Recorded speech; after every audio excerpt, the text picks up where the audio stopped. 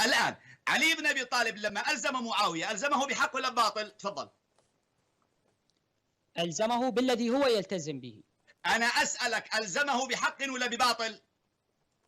ألزمه بالباطل الذي يلتزم به حتى يقيم الحجة. أيوة جميل. إذا علي بن أبي طالب يلزم الناس بالباطل وقال معصوم ويعتقد بعصمته وهو يلزم الناس بالباطل. الخصم. لحظة خلاص. إفحام الخصم بالباطل الذي يعتقدون به. نعم.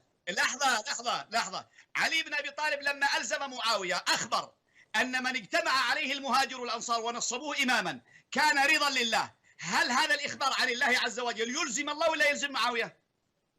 لا، كما يعتقد معاوية أن فيها رضا. أيوة. علي بن أبي طالب الآن قال فإن اجتمعوا على رجل وسموه إماما كان ذلك لله رضا. هل علي بن أبي طالب الآن يخبر أنه سيرضى الله بذلك؟ لا، كما يعتقد معاوية أن فيها رضا فيلزمها. طيب أنا أسألك لو أن معاوية الآن رد على علي وقال له المهاجر والأنصار الآن الذين بايعوا أبا بكر الصديق، هل أنت ملتزم بما أجمعوا عليه؟ ماذا كان الجواب علي؟ علي بن أبي طالب يعتقد بالناس. لا خليك الآن لمعاوية لو قلب الإلزام على علي ماذا يكون جواب علي؟ كيف قلب عليه الإلزام؟ اشرح أكثر يا شيخ خالد. قال له المهاجرون والأنصار اجتمعوا على أبي بكر، نفس الأشخاص الذين بايعوا أبا بكر الصديق، هل أنت ملزم يا علي ببيعة أبي بكر الصديق؟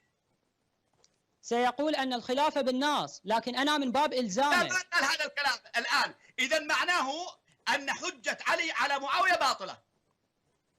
لا، لأن معاوية يعتقد بهذه الحجة فيلزمه بما يلزم.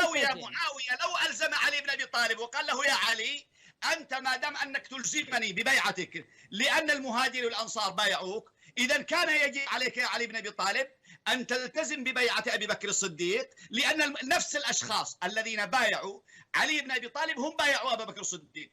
فإذا كان هذا الكلام يلزم معاوية فهو يلزم علي، وإذا كان لا يلزم علي فلا يلزم معاوية. إذا سؤال أنت لحظة خلاص انتهينا.